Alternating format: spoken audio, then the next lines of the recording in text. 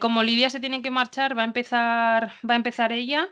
Lidia Echeverría Medina. Bueno, ya te cambio el apellido y todo. Es graduada en Filología Hispánica por la Universidad de Salamanca y cuenta también con el máster de profesorado en Educación Secundaria Obligatoria y Bachillerato, Formación Profesional y Enseñanza de Idiomas. Especialidad de Lengua y Literatura por la UPV. Actualmente trabaja como profesora de educación secundaria y el pasado curso realizó el máster universitario en formación e investigación literaria y teatral en el contexto europeo en la UNED. Lidia hoy nos va a presentar una comunicación titulada Lo neogótico como forma de violencia en Nefando como estoy, de Mónica Ojeda, Tener la carne de Carla Niman y Carcoma de Laila Martínez. Lidia. Gracias, Bea. Vale. Bueno, pues la violencia se manifiesta en tener la carne en carcoma y en nefando de diferentes formas que están relacionadas de manera directa con la estética neogótica cada vez más en boga en las escritoras latinoamericanas actuales. Esta estética ha llegado a España en parte gracias a la globalización, facilitada por el desarrollo de la tecnología, y la prensa se ha hecho eco de autoras como Mariana Enríquez o Agustina Basterrica y sus obras han cruzado el charco, ¿no? Trayendo con ellas esa estética relacionada estrechamente con distintos movimientos góticos tradicionales y actuales. Y es que el uso de elementos neogóticos como forma de exposición y materialización de lo inefable ha pasado, por tanto, a ser de interés también para autoras contemporáneas españolas, sobre todo autoras jóvenes. Dado que al final han encontrado en esta estética, que recupera y actualiza los tópicos góticos, una forma idónea de manifestación de las inquietudes enunciadas por los movimientos feministas pertenecientes a la cuarta ola del feminismo. Sintetizando, Niman, Martínez y Ojeda, interrelacionadas y conectadas por el movimiento feminista de la cuarta ola, así como por la creación literaria como medio de expresión, utilizan elementos neogóticos en sus novelas Tener la carne, Carcoma y Nefando para visibilizar temas que no son abiertamente debatidos en sociedad y que están relacionados principalmente con la mujer.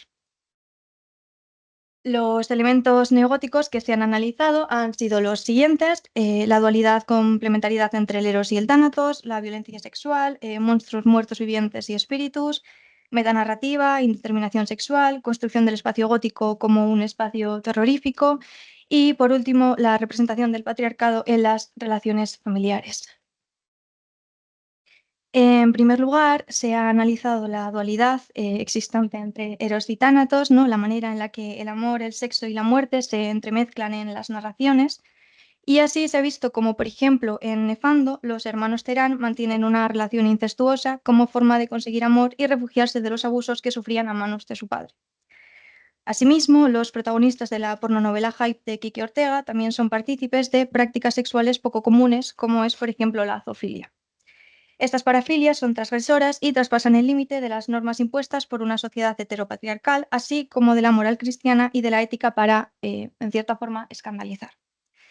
Esto es parecido al gótico romántico, dado que en Drácula y Frankenstein también hay necrofilia, en el primer caso para aumentar el ambiente sórdido, sexual y asfixiante que se establece o que se puede establecer en el castillo del conde, y en el segundo caso porque el engendro creado por el profesor Frankenstein es una creación masculina revivida que parece seguir manteniendo instintos sexuales que lo llevan a intentar consumar el acto en más de una ocasión. A su vez, la alusión a la sangre, al color rojo, simboliza esa muerte a la que poco a poco se van acercando a medida que se van perdiendo los unos en los otros. Niman, por su parte, reflexiona directamente sobre el amor y la muerte a través de los actos de la protagonista, ya que C mata a Bruno como un acto de amor que llena un vacío emocional que la ha acompañado desde el abandono paterno. Estas relaciones de amor, sexo y muerte conectan directamente las narraciones, así como a sus autoras, con el gótico original, dado que las representaciones del amor y de la muerte ejemplificaban dos aspectos que eran correlativos. Por eso, la relación que C mantiene con el cadáver de Bruno la hace sentirse querida y plena, porque a través de la muerte ha conseguido el amor incondicional que le había sido negado. En cuanto a la zoofilia, el hecho de sentir deseo sexual por un animal se ha tratado ya previamente con la figura de hombre lobo o vampiro. Por ejemplo, en la actualidad, Stephanie Meyer en Crepúsculo, por ejemplo, lleva a cabo una actualización de los hombres lobo y los vampiros y estos mantienen relaciones con mujeres humanas. La transgresión sexual, por otro lado, relaciona también a Niemann y Ojeda con la cuarta ola feminista, en tanto que desafía las normas sexuales del patriarcado, además de con el gótico femenino, puesto que las escritoras del gótico femenino del siglo XIX trataban la sexualidad desde el miedo y el horror. Como ejemplo, tenemos un fragmento de la novela de Nefando, de Ojeda, y en este fragmento Diego y Eduardo son dos de los tres protagonistas de la pornonovela Hype, descubren que una de sus mayores obsesiones, que es Nela, es zoofílica. Diego y Eduardo encontraron dos fotografías de una rata gris, pequeña y destripada en medio de sus muslos sedientos, tres en las que el cadáver de una ardilla reposaba sobre su pecho desnudo, casi llano, con dos pequeños perros lila que quisieron tocar, cuatro en las que se mostraba el proceso de enterrar el dedo gordo de su pie en el ojo amarillo de un gato y una en la que su rostro pequeño, ovalado, marcado por el placer, aparecía cubierto por una densa capa de sangre fresca. En segundo lugar, la violencia sexual es algo inherente a las tres obras y en ellas se manifiesta de manera muy diferente, aunque es cierto que en las tres se trabaja desde una perspectiva bastante crítica.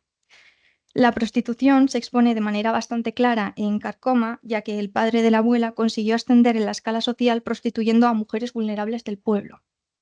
Esta explotación sexual se denuncia desde un punto de vista histórico y clasista, puesto que sucede poco antes del comienzo de la Guerra Civil Española y se practica con el fin de tener una vida mejor dominando a seres que creía inferiores a mujeres. La violencia sexual, ayuda a representar al hombre como a un ser que necesita ejercer la fuerza y su dominación, siendo una de las denuncias principales del feminismo. Este tema está relacionado también con la xenofobia y la aporafobia, dos ítems que aborda Ojeda a través de un discurso racista de otro de los personajes, que sería Cuco.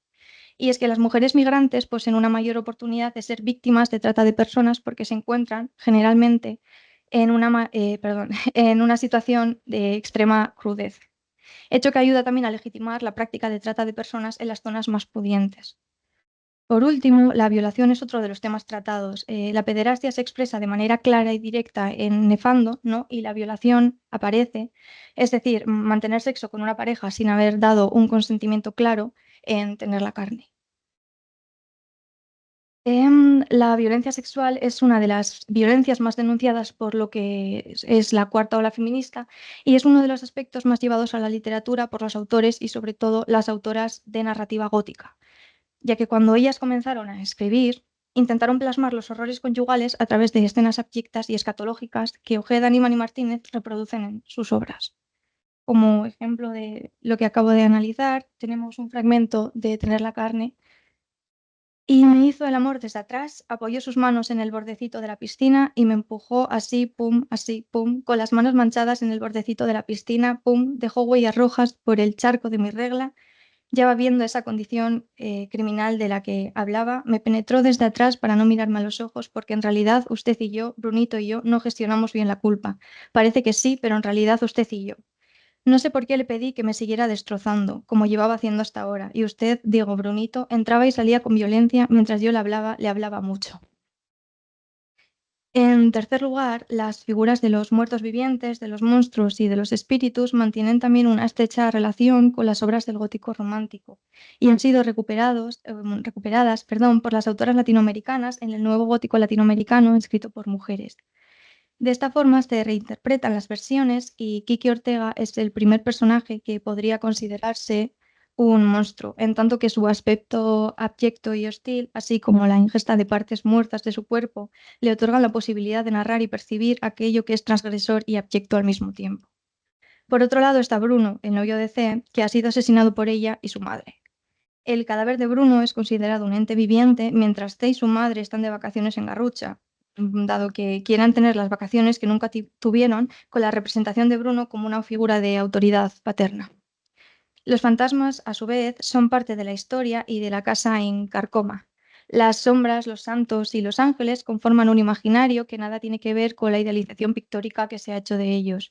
Las sombras son fantasmas atormentados y perdidos que han sido víctimas de una violencia cainita, la santa tiene una apariencia de anciana vestida de luto y los ángeles son mantis religiosas que están al acecho.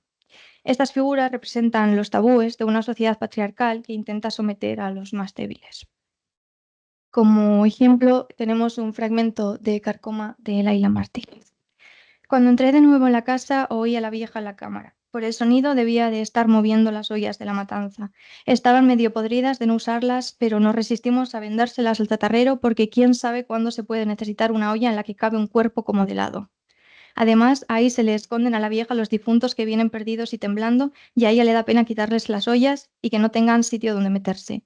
Llegan a la casa después de andar por el monte, llenos de barro y de mugre y de sangre, todo temblores y miedo, porque a saber lo que han visto y cuánto han tenido que escarbar en esas fosas, y a ella le da pena que no tengan ni una olla para esconderse hasta que se les pase la angustia.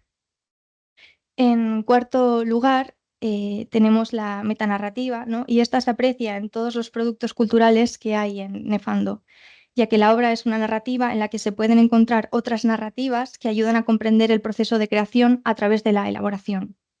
Así, el videojuego trata el tema de la pederastia desde una nueva narrativa emergente y la pornonovela Hype de Kiki recoge las transgresiones sexuales desde lo abyecto. La literatura gótica original ya utilizaba este método en sus historias, como por ejemplo en las cartas que se le enviaban a Lucy en la obra de Drácula Stoker, y ha recuperado, bueno, el nuevo gótico latinoamericano escrito por mujeres para crear dentro de sus narraciones más narraciones que funcionen como un relato integrador de la obra. Por su parte, Niemann genera un diálogo frenético en el que C le cuenta a un juez todas las vivencias que le han llevado a matar a Brun. Los testimonios de C nunca tienen respuesta y este diálogo acaba convirtiéndose en un monólogo que parece llevar a la protagonista a la locura. La exploración de la locura se había realizado previamente en el gótico femenino, dado que sus autoras incidieron mucho en los procesos psicológicos por los que pasaban las mujeres cuando sufrían un altercado relacionado con su rol social como mujer. Como ejemplo, tenemos uno de los testimonios de uno de los jugadores de Nefando. Hace 4 horas que la habitación se inundó, los objetos flotan, el cuaderno se ha abierto y puedo leer 4 preguntas. ¿Tú quieres el pelo? ¿Tú quieres las uñas? ¿Tú quieres la piel? ¿Tú quieres el sexo? Esta vez no sé por qué hago clic sobre la última pregunta. En el cuerpo de la dormida, en la cama y en las paredes se proyecta el vídeo de un hombre cercenándose el pene. Me obligo a verlo, tengo que verlo. Ese es mi papel aquí, ese es mi único deber. En quinto lugar, tenemos la indeterminación sexual o androginia, y es un tema que únicamente trata Ojeda en Nefando. Y que, bueno, sin embargo, es recurrente en el gótico latinoamericano escrito por mujeres porque manifiesta una violencia corporal que provoca que el cuerpo, al igual que en la prostitución o en las violaciones, se convierta en un mapa de denuncia política y social. De repente la puerta se abrió y a que no adivinas quién entró, ¿eh? ¿No? Pues te vas a cagar cuando te lo cuente, tío, porque es digno de una película de horror. Porque sí, en el fondo así son todas las revelaciones, experiencias espantosas. ¿No lo sospechas? Ya sé que no lo podrás adivinar. Creo que jamás en mi puta vida me había asustado tanto, cojones. Pero es que quien entró fue quien menos esperaba. La silueta de Irene en el umbral y su voz, tío, su voz que yo creía inconfundible, diciéndome algo que ya no recuerdo. Irene entró a la habitación y en cuestión de microsegundos todo fue una absoluta incertidumbre. Y sin poder creérmelo, vi a Emilio, al jodido Emilio Terán. Cojones.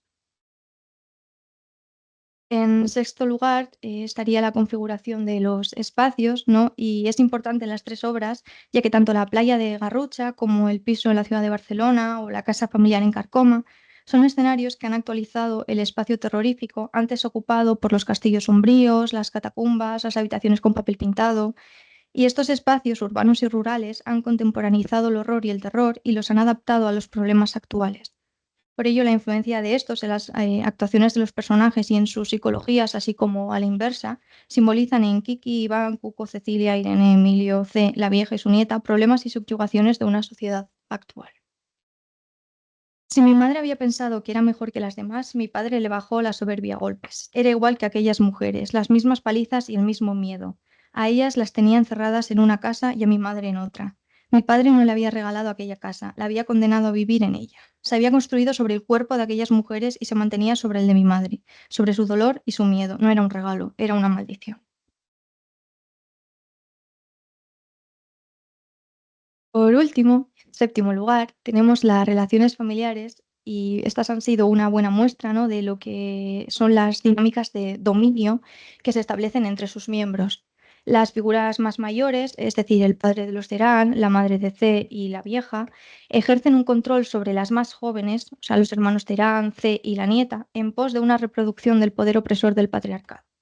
A pesar de que en el caso de la madre de C y de la vieja, que también son víctimas del sistema, únicamente dominan a C y a la nieta como forma de protección precisamente ante el mismo sistema opresor. Estas dinámicas ya habían sido previamente exploradas por el gótico femenino en relación con la maternidad, dado que las mujeres son animadas, ¿no?, en sociedad para ser madres y poner de esta manera su cuerpo al servicio de los intereses del patriarcado, lo que puede generar dinámicas también disfuncionales, como las analizadas. Ejemplo de ello, y el último fragmento, el de tener la carne de Nima. Le pedí que bajara la voz, "Shh", que fuera un poco más discreta, "Shh, lo vas a despertar", y me sujetó el cuerpo como un muñeco de trapo, me lo arrastró hasta la salida buscando una fuga. ¿Qué quieres? Los domingos al parquecito, ea, deseando que llegue el día para cagar toda tu infancia. Aparta, aparta, ya barro yo. Yo no quería una hija, yo quería una sombrilla y una botellita de agua. Quedarme tranquila, vivir la jubilación en el mar, morirme, así como se ahogan los peces, piuf, nadie se enteró, piuf. Tras el análisis que se ha realizado, ¿no?, al final se puede demostrar que efectivamente hay elementos que son reminiscentes del gótico clásico, ¿no?, y del gótico escrito por mujeres en el siglo XIX, y aunque se encuentran actualizados, ¿no?, e incorporan inquietudes de la cuarta ola feminista, la representación de los monstruos, la dualidad entre el Eros y el Tánatos y todo lo antes analizado, ¿no?, tienen una carga distinta. A pesar de que es cierto que hay elementos, ¿no?, en común con los góticos ya mencionados, como pueden ser los espacios o la carga simbólica de la violencia masculina. Ya sería. Sí.